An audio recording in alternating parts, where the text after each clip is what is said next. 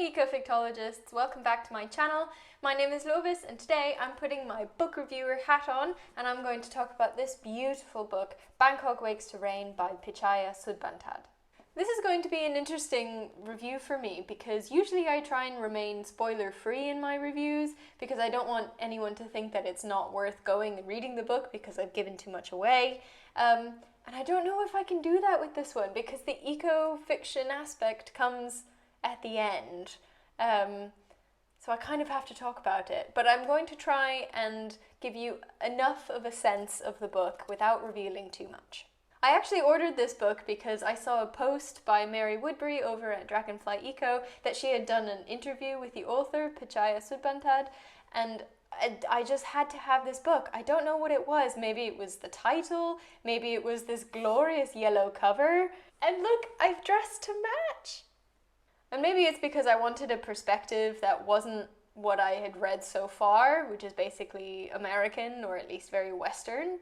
And maybe it was all three of those things, but I ordered it almost immediately and I was so excited to read it, and now I am quite excited to talk to you about it, so let's get into it.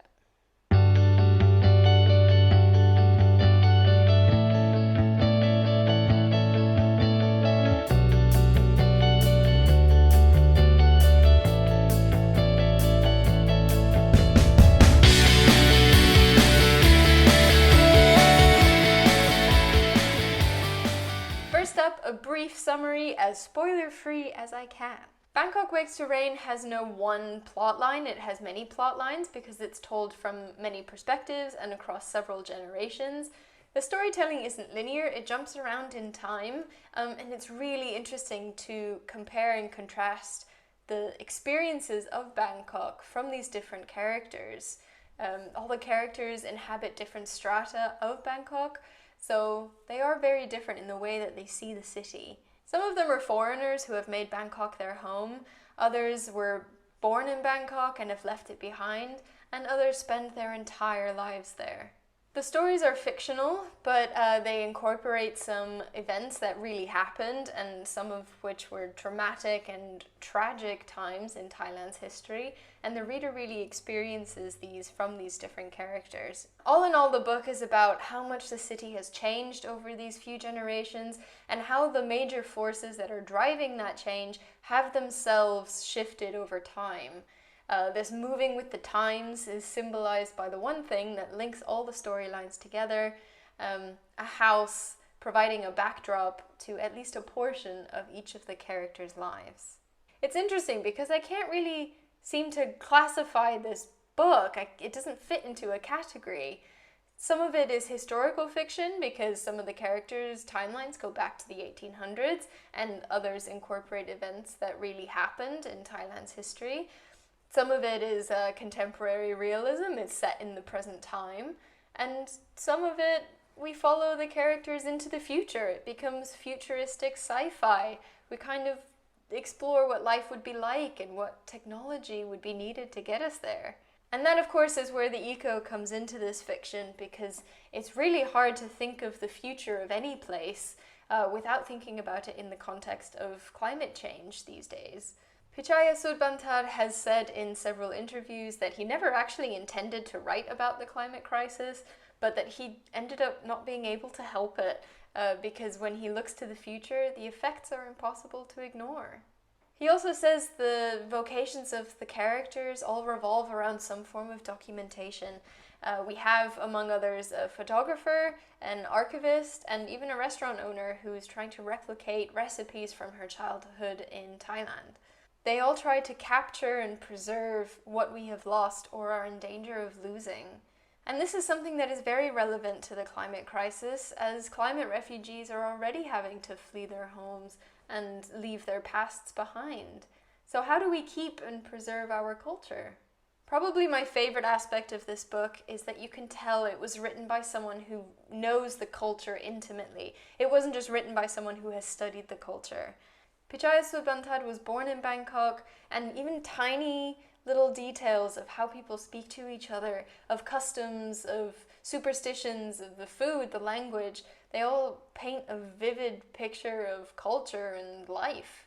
The book, in my opinion, is really a portrayal of place, and the characters within it are tools to tell the story of the place, rather than tools to tell their own story.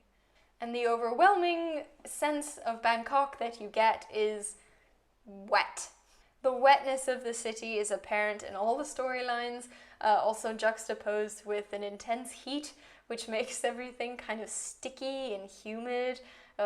River, rain, thunderstorms, canals, so many different mentions of water run through this book. And this is where I can no longer maintain my spoiler-free standard, because I feel very weird reviewing this book in an ecofiction context without talking about Pitchaya Sudbanthad's imagined future of a flooded Bangkok. Sudbanthad has said that his childhood memories are always linked with water. Bangkok is a low-lying city, and even when he was a child, he had to be very aware of heavy rains and thunderstorms because parts of the city could easily flood. Thailand is one of those countries that is very vulnerable to climate change, and even though it is already quite familiar with flooding, it's most likely going to get even more familiar with it in the coming decades. So it makes sense for Sudbanthad to explore this kind of future in his book. Pitchaya Sudbanthad has said in interviews that when he does look to the future and projects this trend of more intense flooding, he sees Bangkok almost returning to its original state before it tried so hard to conform to Western ideals of what a center of commerce should look like. This aqueous, amphibious, low-lying city with an identity very much linked to water. It's an acknowledgement of the fact that people in Bangkok have always adapted to a changing city, and that they will find and develop a way of life to cope with even this new transformation. But to see how, you're going to have to read the book, because I will refrain from at least that spoiler. So that is where I'm going to leave you today, with Bangkok Wakes to Rain. At first, when I started reading it, I was like, wait a minute, where is the eco in this? I'm reading a lot about politics and city changing, and I'm reading it from so many perspectives. And it's a wonderful, meandering read, but I think I went into it expecting eco, and it just doesn't come right away. So if you do pick up this book, just be patient and don't expect some super strong ecological messages at the start. Just enjoy the book for the other aspects of Bangkok that it's giving you. So I hope you enjoyed this review of Bangkok Wakes to Rain by Pitchaya Sudbanthad, and I hope you forgive me for my little spoiler. I don't think it will actually change anything for you with the experience of the book if you do decide to read it. Let me know your thoughts in the comments below, and don't forget to subscribe to the channel and hit the bell so you get notified every time I post content on Wednesdays. And I'll see you next week, Ecofictologists.